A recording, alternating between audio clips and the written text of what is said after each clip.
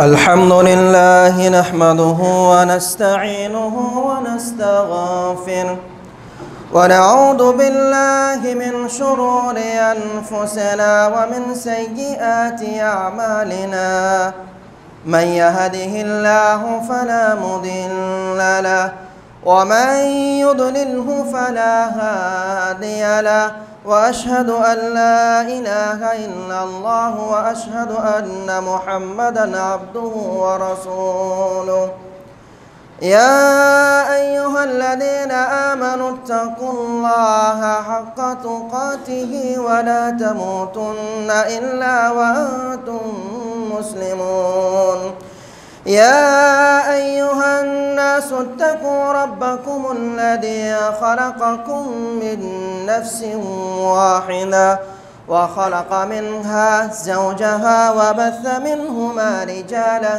كثيرا ونساء واتقوا الله الذي تساءلون به والأرحام إن الله كان عليكم رقيبا يا أيها الذين آمنوا اتقوا الله وقولوا قولا سديدا يصلح لكم أعمالكم ويغفر لكم ذنوبكم ومن يطع الله ورسوله فقد فاز فوزا عظيما أما بعد فإن خير الحديث كتاب الله وخير الهدي هدي محمد صلى الله عليه وسلم وشر الأمور محدثاتها وكل محدثة بدعة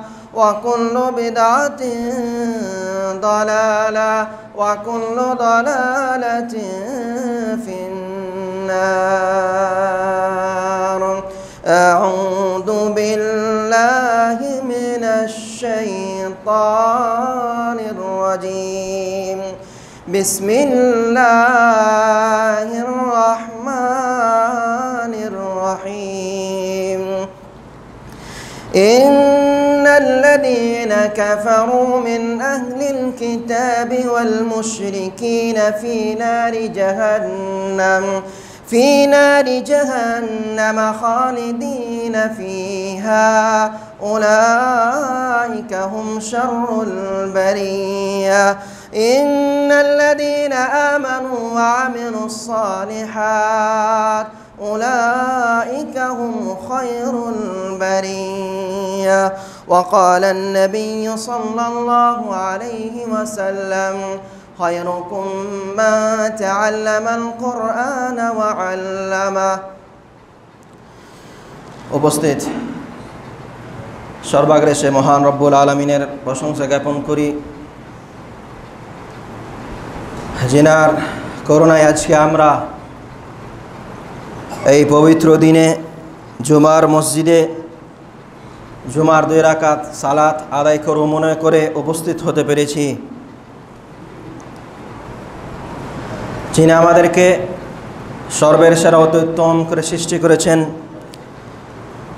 আমরা তিনার প্রশংসা করে কোনোদিন কোনো মুহূর্তেই শেষ করতে পারি না তবে আমরা একটি বাক্যের দ্বারা তিনার সর্ব অবস্থায় তিনার প্রশংসা জ্ঞাপন করে থাকি আজকেও আমরা সেই বাক্যের দ্বারাই তিনার প্রশংসা জ্ঞাপন করে আমরা সকল আলহামদুলিল্লাহ তারপরে আমাদের ধর্মের গুরু ধর্মের নেতা আমিন আল্লাহ মুরুদুল আহমদ মুস্তাফা মোহাম্মদ মুস্তাফা সাল্লাল্লাহু আলাইহি ওয়াসাল্লাম তিনার প্রতি আমরা হাজার হাজার লক্ষ কোটি দরুদ সালাম অবতীর্ণ করি আল্লাহ তাআলার পক্ষ থেকে দরুদ সালাম অবতীর্ণ হোক আমরা সকল আল্লাহুম্মা সাল্লি আলাইহি আল্লাহুম্মা বারিক আলাইহি আল্লাহুম্মা আমিন সম্মানিত সুধী মণ্ডলী আজকে আমি যে বিষয়কে কেন্দ্র করে কিছু কথা বলবো মনে করেছি সেটি হচ্ছে আল্লাহ তাআলার নিকটে উত্তম ব্যক্তি কে বা কারা অর্থাৎ এমন কোন বৈশিষ্ট্য নিজের ভেতরে তৈরি করতে হবে যেই বৈশিষ্ট্য তৈরি হলে আল্লাহ তাআলার নিকটে উত্তম ব্যক্তি হওয়া যাবে অতএব আমরা এই দুনিয়ার বুকে আমরা সকলেই চাই যে আমরা আল্লাহ তাআলার নিকটে উত্তম ব্যক্তি হয়ে যাই।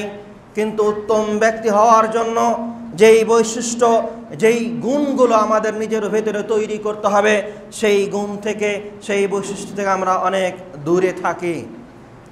আমরা এই দুনিয়ার বুকে অনেক মানুষকে প্রাধান্য দিয়ে থাকি, যাকে মেনে আমরা, যাকে ফলো করে আমরা এই দুনিয়ার বুকে নিজের জীবনকে অতিবাহিত করি।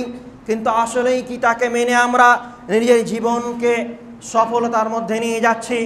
কাকে মানলে, কার অনুসরণ করলে আমরা আল্লাহ তাআলার নিকটে, আল্লাহ নবী সাল্লাল্লাহু আলাইহি সাল্লাম নিকটে উত্তম ব্যক্তি হতে পারবো এবং পরকালে জান্নাত লাভ করতে পারবো? আসুন আমি কয়েকটি পয়েন্ট এবং কোরআন এবং হাদিসের দলিল দ্বারা আপনাদের সামনে পরিবেশন করব, যাতে আপনাদের বোঝা সঠিক এবং বোঝা সহজ হবে।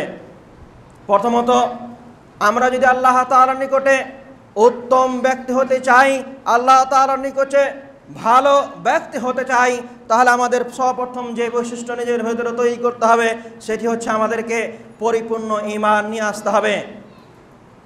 ঈমান এমন একটি শব্দ, যেই শব্দে অনেক মানুষ, যেই শব্দের ভিতরে আসতে পারে অনেক মানুষ কিঞ্চিত পরিমাণ কিছু ভুল করার জন্য সেই শব্দের বাইরেও চলে যেতে পারে। আমি এর পূর্বে অনেকবার বলেছি, ঈমান কাকে বলে? ঈমান আমরা শুধু বলে মনে করি যে অন্তর দ্বারা আমরা বিশ্বাস করলাম এবং মুখ দ্বারা স্বীকৃতি প্রদান করলাম, অর্থাৎ আমরা অন্তরে বিশ্বাস করি আল্লাহ এক, অদ্বিতীয়, তিনি ছাড়া আর কেউ নেই। এটা আমরা অন্তরে তো বিশ্বাস করি, মুখেও মানুষের সামনে বলি, কিন্তু যেটা আমাদের আসল কাজ ছিল, যেটা অন্তরে বিশ্বাস করার সাথে সাথে আমাদের অঙ্গ প্রত্যঙ্গ দ্বারা সেই কাজে বাস্তবায়ন করে দেখাতে হতো, সেই জায়গায় আমরা যেতে পারছি না, সেই জায়গায় আমরা ফেল পড়ে যাই। ঈমানের সংজ্ঞা হচ্ছে এটাই যে আমাদের অন্তরে বিশ্বাস করতে হবে, বিশ্বাস করার সাথে সাথে আমাদেরকে মুখে স্বীকৃতি দিতে হবে এবং সেই দুইটি হওয়ার সাথে সাথে আমাদেরকে নিজের অঙ্গ প্রত্যঙ্গের দ্বারা কাজে বাস্তবায়ন করে দেখাতে হবে। আমি যার প্রতি ঈমান নিয়ে আসলাম, আল্লাহ তাআলাকে আমরা মেনেছি এক, অদ্বিতীয়।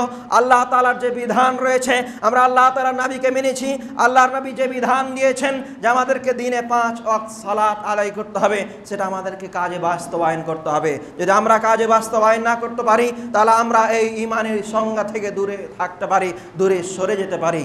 তাহলে আমরা অনেকেই নিজের অন্তরে হাত রেখে আমরা বলি বা আমরা একটু ভাবি, যারা আমরা বলছি আমরা ঈমান, আমরা প্রকৃত মুমিন, তারা কি প্রকৃত মুমিন? যারা 5 ওয়াক্তের সালাত সঠিকভাবে আদায় করতে পারি না। কেননা ঈমানের সংজ্ঞা এটাই নয় যে শুধু অন্তরে বিশ্বাস করলাম, মুখে বললাম, সেটাকে কাজে বাস্তবায়ন করে দেখাতে হবে।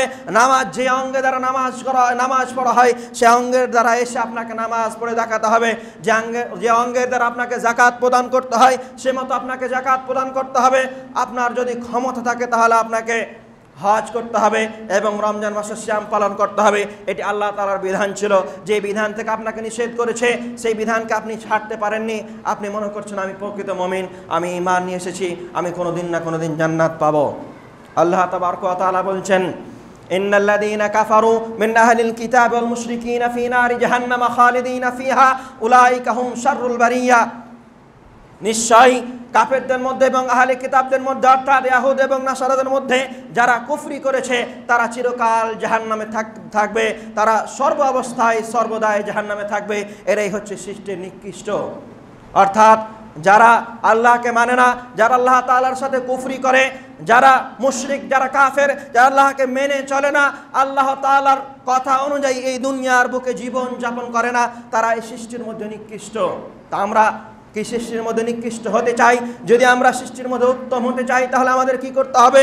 পরের আয়াতে আল্লাহ রাব্বুল আলামিন বলছেন, ইন্নাল্লাযীনা আমানু ওয়া আমিলুস সালিহাত উলাইকা হুম খায়রুল বারিয়া। যে ব্যক্তি ঈমান নিয়ে আসবে এবং ঈমান নিয়ে আসার সাথে সাথে সৎ আমল করবে, নেক আমল করবে, তারাই হচ্ছে উত্তম সৃষ্টি, তারা সৃষ্টির মধ্যে উত্তম। অর্থাৎ যদি আমরা সৃষ্টির মধ্যে উত্তম ব্যক্তি হতে চাই, সৃষ্টির মধ্যে যদি ভালো শ্রেষ্ঠ হতে চাই, তাহলে আমাদের করণীয় কি?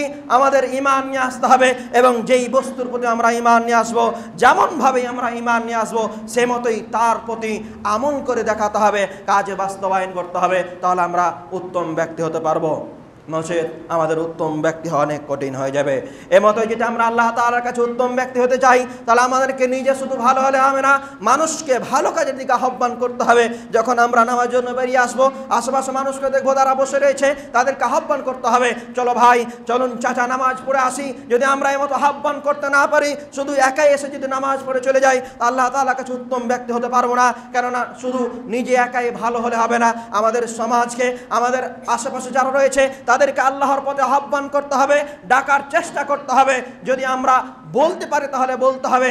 যদি আমাদের এমন মানুষরা যাদেরকে আমরা বলতে গেলে হতে পারে তার কাছে আমরা খারাপ হয়ে যাব, হতে পারে সে আমাকে আঘাত করতে পারে, তাহলে আমরা তাদেরকে অন্তর দ্বারা ঘৃণা করতে হবে। যদি আমরা বলতে পারি তাহলে তাকে বলবো।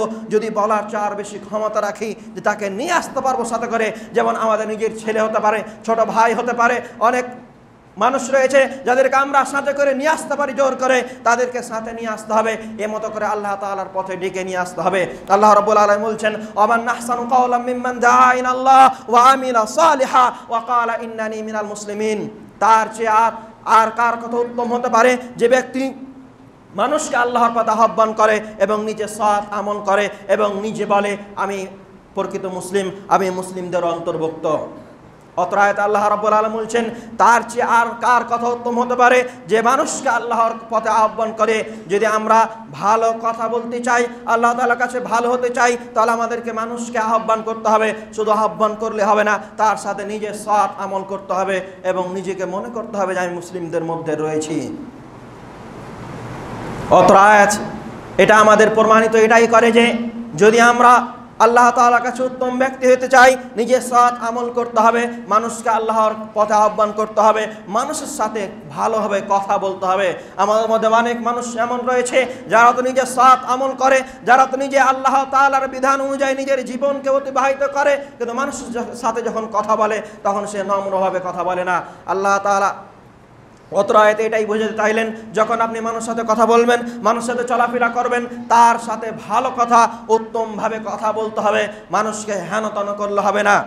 এমতই যদি আমরা আল্লাহ তাআলার কাছে উত্তম ব্যক্তি হতে চাই, তাহলে আমাদেরকে একটি দল তৈরি করতে হবে, যেই দল দ্বারা মানুষকে ভালো কাজের আহ্বান করবে এবং মন্দ কাজ থেকে নিষেধ করবে। আল্লাহ রাব্বুল আলামিন বলছেন, কুনতুম খায়রা উম্মাতিন উখরিজাত লিন-নাস তা'মুরুনা বিল মারুফ ওয়া তানহাউনা আনিল মুনকার ওয়া তু'মিনুনা বিল্লাহ।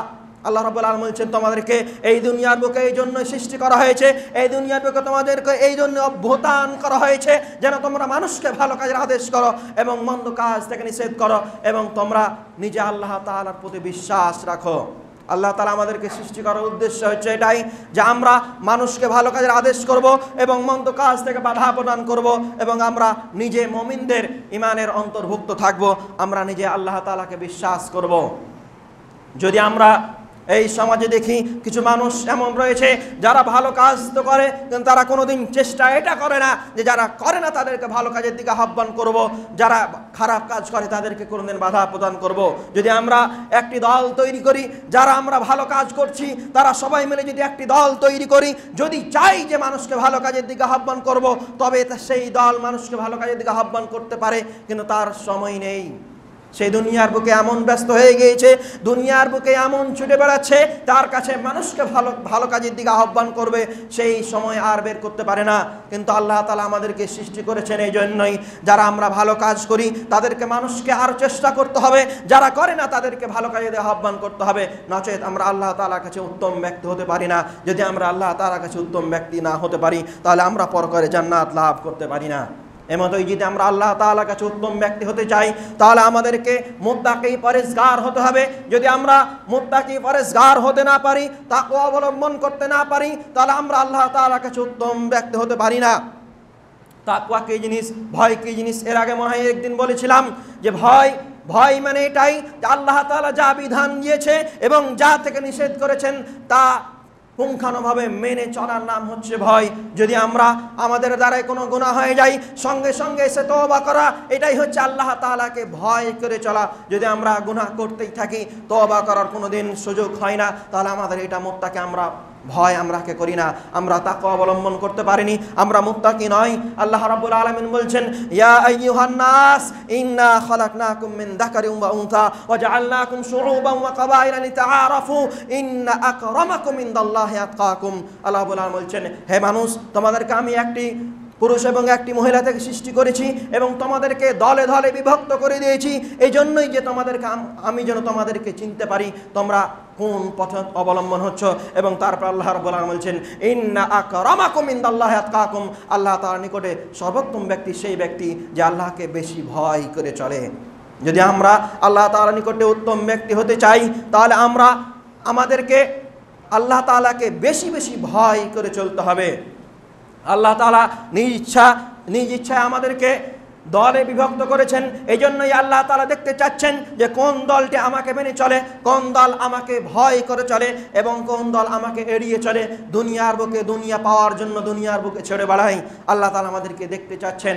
যদি আমরা এটা মনে করি যে আল্লাহ তাআলা সৃষ্টি করেছেন, আল্লাহ তাআলা চাইলেই তো আমাদেরকে ভালো করতে পারতো, তো আল্লাহ তাআলা আপনার এই জায়গায় পরীক্ষা নিচ্ছে কোন ব্যক্তি আল্লাহ তাআলাকে বেশি ভয় করে চলে, আল্লাহ তাআলার কথা শুনে কোন ব্যক্তি আল্লাহকে বেশি মানতে পারে। আল্লাহ তাআলা এটা দেখতে চাচ্ছেন এবং তারপরের টুকরোই বলছেন যে আল্লাহ তাআলার নিকটে উত্তম ব্যক্তি সেই যে আল্লাহকে বেশি ভয় করে চলবে। যদি আমরা আল্লাহ তাআলার নিকটে উত্তম ব্যক্তি হতে চাই, তাহলে আমাদেরকে বেশি বেশি আল্লাহকে ভয় করে চলতে হবে।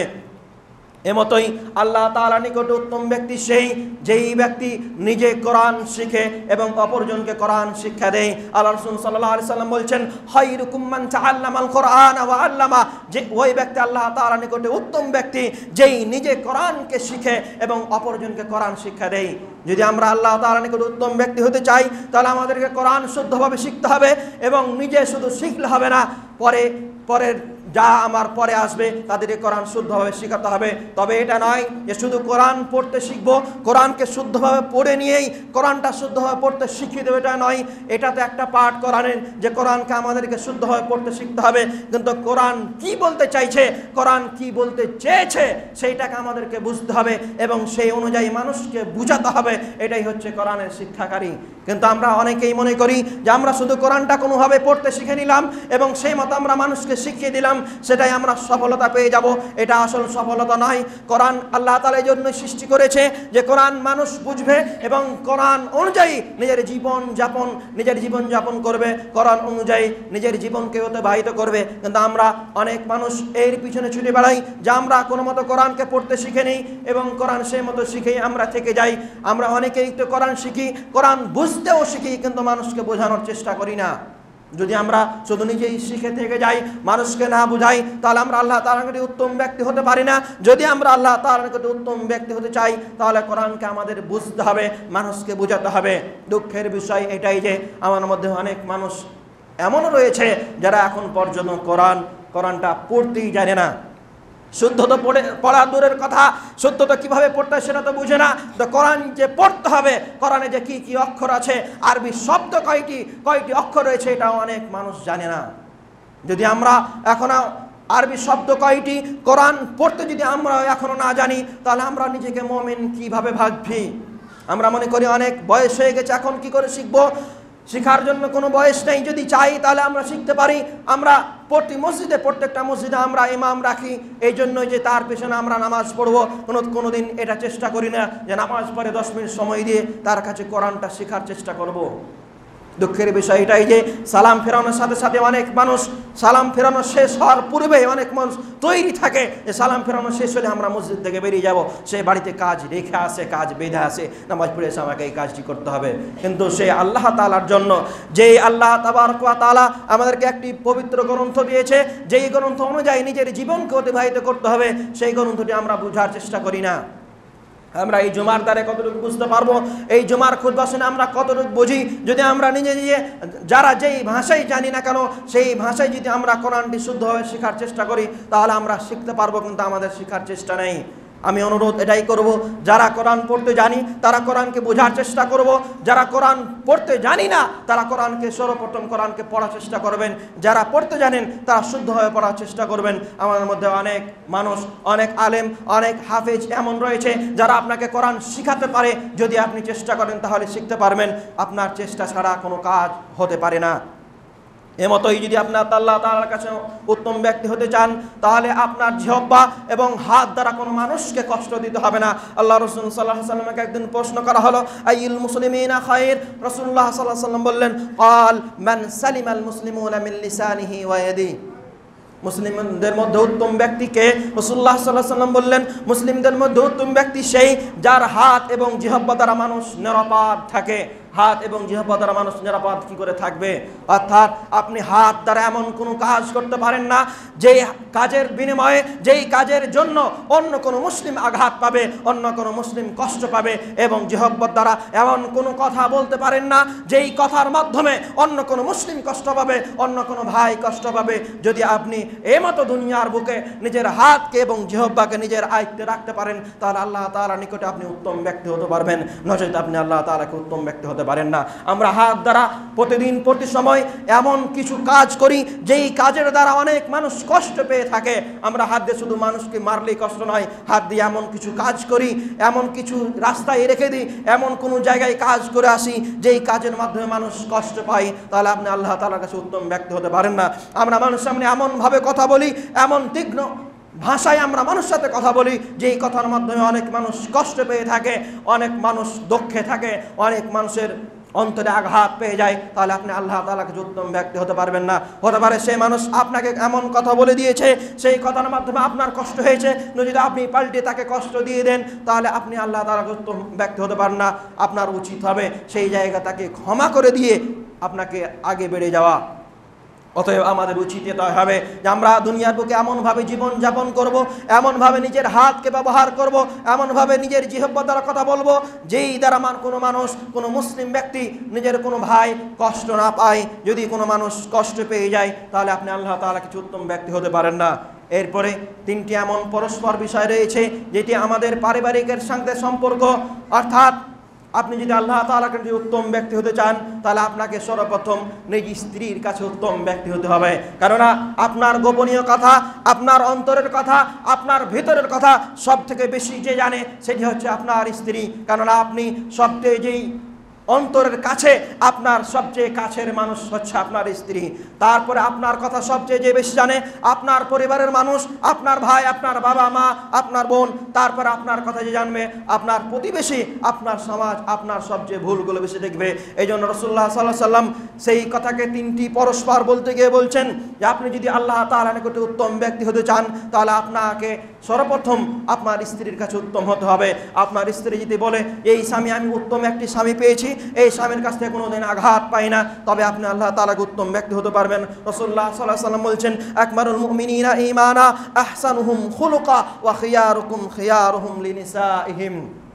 রাসূলুল্লাহ সাল্লাল্লাহু আলাইহি ওয়াসাল্লাম বলছেন, ঈমানের দিক দিয়ে সর্বোত্তম মুমিন তারাই যারা চরিত্রের বিচারে উত্তম। আর তোমাদের মধ্যে সে যে তার স্ত্রীর নিকটে উত্তম, এবং আমি আমার নিজ স্ত্রীর কাছে উত্তম। অর্থাৎ আপনি যদি আল্লাহ তাআলার নিকট উত্তম ব্যক্তি হতে চান, তাহলে আপনাকে নিজের চরিত্র ভালো করতে হবে, এবং চরিত্র ভালো করার সাথে সাথে নিজ স্ত্রীর কাছে উত্তম ব্যক্তি হতে হবে, নিজ স্ত্রীর কাছে ভালো হতে হবে। যদি আমরা নিজ স্ত্রীর কাছে ভালো হতে না পারি, স্ত্রীর সাথে এমন কিছু ব্যবহার করি যে স্ত্রী আমাকে কোনোদিন ভালো বলতেই পারে না, তাহলে আপনি আল্লাহ তাআলার নিকট উত্তম ব্যক্তি হতে পারি না। যদি আপনি আল্লাহ তাআলার নিকট উত্তম ব্যক্তি হতে চাই, তাহলে নিজ স্ত্রীর কাছে উত্তম হতে হবে, এরপরে নিজ পরিবারের কাছে উত্তম হতে হবে। যদি আমরা উত্তম ব্যক্তি আল্লাহ তাআলার কাছে সর্বশ্রেষ্ঠ ব্যক্তি হতে চাই, তাহলে আমাদের নিজের পরিবারের কাছে ভালো হতে হবে। কারণ আমার স্ত্রীর পরে আমার পরিবার আমার গোপনীয় কথা বেশি জানে, আমার অন্তরের কথা বেশি জানতে পারে, আমার ভেতরের কথা বেশি জানতে পারে আমার পরিবার, কারণ আমার পরিবারের কাছে আমি বেশি থাকি।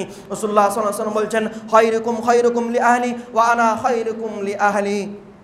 তোমাদের মধ্যে ওই ব্যক্তি সর্বোত্তম যে নিজ পরিবারের কাছে উত্তম, এবং আমি নিজে আমার পরিবারের কাছে উত্তম। অর্থাৎ রাসূলুল্লাহ সাল্লাল্লাহু আলাইহি ওয়াসাল্লাম বলছেন, আমি নিজে পরিবারের কাছে উত্তম ব্যক্তি, তোমরাও যদি চাও যে তোমরা উত্তম ব্যক্তি হবে, তাহলে তোমাদের পরিবারের কাছে তোমাদেরকে উত্তম হতে হবে, নচেত তোমরা আল্লাহ তাআলার কাছে উত্তম ব্যক্তি হতে পারো না। যদি আমরা আল্লাহ তাআলার কাছে উত্তম ব্যক্তি হতে না পারি, তাহলে আমরা কিয়ামতের দিন সফলতা পেতে পারি না। যদি কিয়ামতের সফলতা পেতে না পারি, তাহলে আমরা জান্নাত কি করে পেতে পারি? এমতই যদি আমরা আল্লাহ তাআলার উত্তম ব্যক্তি হতে চাই তাহলে আমাদের নিজ প্রতিবেশীর কাছে, নিজ সমাজের কাছে উত্তম হতে হবে। কেননা স্ত্রী এবং পরিবারের পরে আমার অন্তরের কথা, আমার ভেতরের কথা, আমার জীবনকে অতিবাহিত করতে বেশি বেশি দেখেছে কে? আমার প্রতিবেশী, আমার সমাজ। এজন্য আমার সমাজের কাছে আমাকে উত্তম হতে হবে। রাসূলুল্লাহ সাল্লাল্লাহু আলাইহি ওয়াসাল্লাম বলছেন, আব্দুল্লাহ ইবনে আমর থেকে হাদিসটি বর্ণিত, তিনি বলছেন, খায়রুল আসহাবি ইনদাল্লাহি খায়রুহুম লিসাহিবিহি ওয়া খায়রুল জিরানি ইনদাল্লাহি খায়রুহুম লিজারিহি। আল্লাহ তাআলার কাছে উত্তম ব্যক্তি সেই যে তার প্রতিবেশীর কাছে, নিজ পড়োশীর কাছে, নিজ সমাজের কাছে উত্তম ব্যক্তি। অতএব আমাদেরকে নিজ সমাজের কাছে, নিজ প্রতিবেশীর কাছে, নিজ আত্মীয় স্বজনের কাছে, নিজের পড়োশীর সাথে আমাদেরকে ভালো ব্যবহার করতে হবে, তাদের কাছে উত্তম ব্যক্তি হতে হবে, তাদের সাথে ভালো নম্রভাবে কথা বলতে হবে, তাদের সাথে ভালোভাবে চলাফেরা করতে হবে। নচেত আমাদের দুনিয়াতে সফলতা আসা কঠিন এবং পরকালেতে সফলতা আসা অনেক কঠিন। এমতই যারা উত্তমভাবে ঋণ পরিশোধ করে তাহলে আল্লাহ তাআলার নিকট উত্তম ব্যক্তি। কিন্তু আমাদের মধ্যে অনেক মানুষ এমন রয়েছে যারা ঋণ নেওয়ার সময় এমন নম্র এবং ভদ্রভাবে কথা বলে যে তার চেয়ে আর দুনিয়ার বুকে আর ভদ্র মানুষ কেউ নেই। কিন্তু এখন ঋণ পরিশোধ করার সময় আসে, তখন তাকে আর খুঁজেই পাওয়া যায় না। সেই যেই সময় দেওয়ার কথা ছিল সেই সময় সে ঋণ পরিশোধ করে না। যদি আমরা আল্লাহ তাআলার উত্তম ব্যক্তি হতে চাই তাহলে আমাদেরকে যেমন নম্রভাবে আমরা ঋণ নিয়েছিলাম, নম্রভাবে তার কাছে চেয়ে নিয়েছিলাম, সেই মতো আমাদের নম্রভাবে সেই সময় অনুযায়ী তাকে পরিশোধ করতে হবে। নচেত আমরা আল্লাহ তাআলার উত্তম ব্যক্তি হতে পারি না। এমতই আমাদের মধ্যে কিছু মানুষ এমন রয়েছে যাদেরকে দেখলে ভালো কথা স্মরণে আসে, অর্থাৎ আল্লাহ তাআলার কথা স্মরণে বেশি আসে। অর্থাৎ আমরা যদি আমাদের মধ্যে এমন কিছু মানুষ থাকে যারা যখন মানুষ আল্লাহর পথে আহ্বান হয়, আল্লাহ তাআলা ডাকে সাড়া দেয়, যখন মসজিদে আসার চেষ্টা করে, কিছু মানুষ এমন রয়েছে যারা রাস্তার পাশে বসে থাকে, তারাও সালাত আদায় করে, তারা তাকে দেখে আল্লাহর কথা স্মরণে আসে, সেই ব্যক্তি আল্লাহ তাআলাকে উত্তম হতে হবে। অর্থাৎ উত্তম হতে পারে, অর্থাৎ আমাদেরকে এমন হতে হবে যে আমাদেরকে দেখে যেন মানুষের আল্লাহ তাআলার কথা স্মরণে চলে আসে। যদি আমরা এমন ব্যক্তি হই যে আমাদেরকে দেখেই মানুষ গালি দেয়, আমাদেরকে দেখেই মানুষ দূরে সরে যায়, তাহলে আমরা আল্লাহ তাআলাকে উত্তম ব্যক্তি হতে পারি না। যদি আমরা আল্লাহ তাআলার উত্তম ব্যক্তি হতে চাই তো আমাদেরকে এমন আমল করতে হবে, এমনভাবে এই দুনিয়ার বুকে থাকতে হবে যে অন্য মানুষ যেন আমাকে আপনাকে দেখে এই আল্লাহ তাআলার দিকে আহ্বান হতে পারে, আল্লাহ তাআলার কাজে আসতে পারে। এমতো অনেক আরও পয়েন্ট রয়েছে। যে মতো আমাদের মধ্যে অনেক মানুষ এমন হতে পারে যারা বয়স হয়ে গেছে কোনো কাজে ভালো, এবং এমন মানুষ হতে পারে যারা চরিত্রে অনেক ভালো, যাদের ব্যবহার অনেক ভালো। অবশেষে আল্লাহ তাআলার কাছে দোয়া করবে, আল্লাহ রাব্বুল আলামিন তুমি আমাদেরকে এই সমস্ত বৈশিষ্ট্যগুলি নিজের ভিতরে তৈরি করা তৌফিক দান করো। রাব্বুল আলামিন তুমি আমাদেরকে এই যতগুলো বৈশিষ্ট্য বললাম, যেমন প্রকৃত মুমিন হওয়া, এমতই কোরআন শিক্ষা করা, এমতই মানুষকে ভালো কাজের আহ্বান করা, এবং একটি দল তৈরি করে মানুষকে ভালো কাজের আহ্বান করা, মন্দ কাজ থেকে নিষেধ করা, এমতই নিজ স্ত্রীর কাছে উত্তম হওয়া, প্রতিবেশীর কাছে উত্তম হওয়া, নিজ পরিবারের কাছে উত্তম হওয়া, এবং উত্তমভাবে ঋণ পরিশোধ করা, এই সমস্ত বৈশিষ্ট্য, সমস্ত গুণগুলো যেন আমরা নিজের ভিতরে তৈরি করতে পারি। হে রব্বুল আলামিন তোমাদেরকে তৌফিক দান করো। হে রব্বুল আলামিন আমাদের মধ্যে অনেক মানুষ রয়েছে যারা অসুস্থ, জানি না তারা কি অসুখে ভুগছে, তাদেরকে তুমি অতি শীঘ্র আরোগ্য দান করো। হে রব্বুল আলামিন জানি না আমাদের মধ্যে অনেক মানুষ, অনেকের পিতা, অনেকের মাতা, অনেকের ভাই, অনেকের আত্মীয় স্বজন কবরের মধ্যে চলে গিয়েছে, জানে না কবরের মধ্যে তারা কি অবস্থায় রয়েছে। যদি তাদের কবরের মধ্যে কোনো প্রকার আযাব হয়ে থাকে তাহলে তাদের আযাবকে মিটিয়ে দিয়ে তুমি তাদের কবরে জান্নাতুল ফিরদাউসের বিছানা বিছিয়ে দাও। আমিন। তাকাব্বাল রাব্বুল আলামিন। بارك الله لنا ولكم في القرآن العظيم ونفعنا وإياكم بالآيات والذكر الحكيم إنه تعالى جواد كريم ملك بر رؤوف رحيم.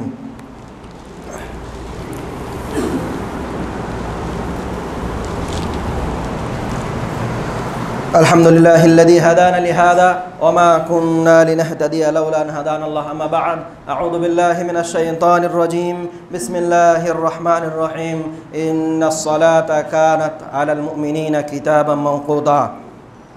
সম্মানিত সুধী মণ্ডলী, প্রথম খুতবায় আমরা শুনছিলাম যে আমরা আল্লাহ তাআলার নিকটে উত্তম ব্যক্তি কি করে হতে পারি, কেমন বৈশিষ্ট্য আমাদের ভিতরে তৈরি করতে হবে, যে বৈশিষ্ট্যের দ্বারা আমরা আল্লাহ তাআলার উত্তম ব্যক্তি হতে পারবো।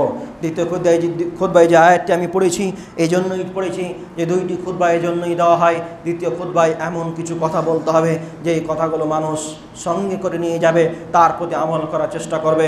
অত্র আয়াতে আল্লাহ রাব্বুল আলামিন বলছেন, নিশ্চয় সালাত বা নামাজকে তার নির্ধারিত সময়ের উপরে ফরজ করা হয়েছে। অর্থাৎ আল্লাহ রাব্বুল আলামিন যে 5 ওয়াক্ত সালাত নামাজ আমাদের উপরে ফরজ করেছেন, এই সালাত শুধু ফরজ নয়, তার একটা সময় নির্ধারণ করে দিয়েছেন, সেই সময়ের উপরে আমাদেরকে পড়তে হবে। কিন্তু দুঃখের বিষয় এটাই, যারা আমরা প্রতিনিয়ত সালাত আদায় করি, 5 ওয়াক্তের নামাজ পড়ি, আমরা কি সময়ের মধ্যে নামাজ আদায় করতে পারি? আর আমরা যারা এখন মসজিদে রয়েছি, তারাকে আমরা বুকে হাত দিয়ে বলতে পারি যে আজকে আমরা এই ফজর নামাজ সঠিক সময়ে আদায় করেছি? 10 থেকে 20 জন হতে পারে যারা বুকে হাত দিয়ে বলতে পারে যারা আমরা আজকে ফজরের নামাজ সঠিক সময় আদায় করেছি। তারপর অনেক মানুষ হবে যারা ফজরের সালাত আদায় তো করেছেন কিন্তু সঠিক সময় আদায় করতে পারেননি। কেন যে আপনি ঘুম থেকে ওঠেননি। আপনার কাজ হতে পারে জোহর আসর, এই সময়ের মধ্যে আপনার কাজ থাকতে পারে, হতে পারে আপনি কোনো কাজের জন্য বাইরে যেতে পারেন, হতে পারে আপনি কাজের জন্য মাঠে যেতে পারেন, কিন্তু আপনি মাগরিব এশার এবং ফজর সালাতের সময় আপনি কোন কাজে ব্যস্ত থাকেন, যেই জন্য আপনার জামাত ছুটে যায়, আপনার নির্ধারিত সময় আপনার সালাত আদায় করা হয় না। যদি আপনি ইচ্ছাকৃতভাবে বাড়িতে বসে ঘুমিয়ে যদি আপনি এই সালাতের সময়কে অতিবাহিত করে দেন এবং সময়ের উপরে সালাত নামাজ আদায় করতে না পারেন, তাহলে আপনার নামাজ যে গ্রহণযোগ্য হবে এটা অনেক কঠিন হয়ে যেতে পারে। এজন্যই অনুরোধ এটাই করব, আল্লাহ তাআলা যেমন সালাতকে নামাজকে আমাদের উপরে ফরজ করেছেন এবং তার জন্য একটি নির্ধারিত সময় দিয়েছেন, যতটুকু সম্ভব যতটুকু আমরা পারবো তার সময়ের উপরে আমরা সালাতকে আদায় করার চেষ্টা করব। যারা আমরা সালাত আদায় করি, যতই কাজ থাকুক না কেন, সেই সালাতের সময়কে আমরা একটু বের করার চেষ্টা করব, সেই সময় অনুযায়ী আমরা সালাত আদায় করার চেষ্টা করব। যারা আমরা এখনও সালাত আদায় করতে পারিনি বা মসজিদে আসতে পারি না, হতে পারে কোনো কাজের বিষয়ে, হতে পারে কোনো কাজের কারণে, হতে পারে এমনি ইচ্ছাকৃত, হতে পারে আমরা ভাবছি আমরা অনেক দিন বাঁচবো, পরে গিয়ে আমরা বয়স হলে আমরা সালাত আদায় করব, আল্লাহ তাআলার কাছে ক্ষমা চেয়ে নিতে পারি। কিন্তু আমরা দুনিয়ার বুকে এমন কিছু মানুষকে দেখছি, এমন কোনো যুবককে দেখছি, এমন কিছু ছেলেকে দেখছি যারা দুনিয়ার বুকে 15-20 তার পূর্বেই অনেক ছেলে অনেক যুবক এই দুনিয়া ছেড়ে চলে যায়। যদি আমরা নিজের জীবনকে এখনও ভাবতে বুঝতে না পারি, তাহলে আমরা দিনের মধ্যে একটি সময় বের করব, যেই সময় আমরা কবরস্থানে গিয়ে দেখব যে এই কবরস্থানে আমার বংশের মধ্যে, আমার গ্রামের মধ্যে কে কে শুয়ে আছে, কী অবস্থায় আছে, একবার ভাবার চেষ্টা করব। যদি আমরা এমতো দিনই একটি সময় যদি কবরস্থানে যেতে পারি এবং সেই কবরস্থানের মানুষ সম্পর্কে ভাবতে পারি, তাহলে আমাদের জীবন পরিবর্তন হবে, এটাই সত্যি। কিন্তু আমরা কবরস্থানে যাই না, কোনো দিন কাজ বিশেষে যাই, কেমন করে যাই, শুধু মানুষকে মাটি দেওয়ার জন্য যাই, মাটি দেওয়া হতেই না হতে আমরা বাড়ি আবার চলে আসি, ভাবার চেষ্টা করি না যাকে কবরে রাখলাম তার অবস্থা পরে কি হতে পারে, সে দুনিয়ার বুকে এমন কিছু আমল করেছে যার দ্বারা সে পরিত্রাণ পেতে পারে, বা কি এমন আমল করেছে যার দ্বারা সে জান্নাত লাভ করতে পারে। যদি আমরা তাকে কবরে রেখে যদি আমরা একবার ভাবতে পারি, তাহলে আমরা বাড়ি এসে আমার নিজের জীবনকে পরিবর্তন করতে পারবো, কিন্তু আমরা ভাবি না। আমি অনুরোধ এটাই করবো, যারা আমরা এখন নিজের জীবনকে পরিবর্তন করতে পারিনি, ইসলাম অনুযায়ী নিজের জীবনকে অতিবাহিত করতে পারি না, তারা আমরা চেষ্টা করব যেন আমরা নিজের জীবনকে ভাবতে পারি, নিজের জীবনকে আল্লাহ এবং তার রসুল বিধান অনুযায়ী এই জীবনকে অতিবাহিত করতে পারি। পরিশেষে আমি আল্লাহ তাআলাকে সেটাও দোয়া করি, আল্লাহ আলামিন তুমি আমাদেরকে নামাজ সালাত নিজের সময় অনুযায়ী, তার সময় অনুযায়ী তাকে আদায় করার তৌফিক দান করো।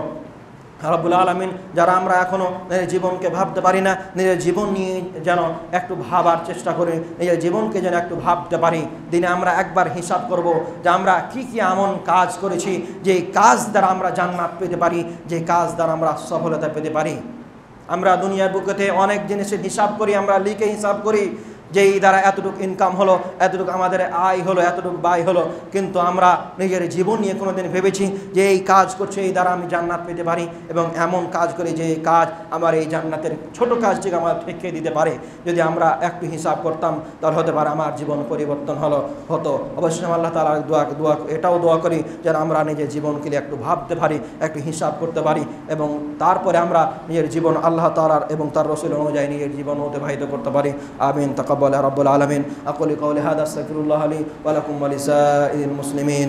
إن الله ملائكته يصلون على النبي يا أيها الذين آمنوا صلوا عليه وسلموا تسليما. اللهم صل على محمد وعلى آل محمد كما صليت على إبراهيم وعلى آل إبراهيم إنك حميد مجيد. اللهم بارك على محمد وعلى آل محمد كما باركت على إبراهيم وعلى آل إبراهيم إنك حميد مجيد.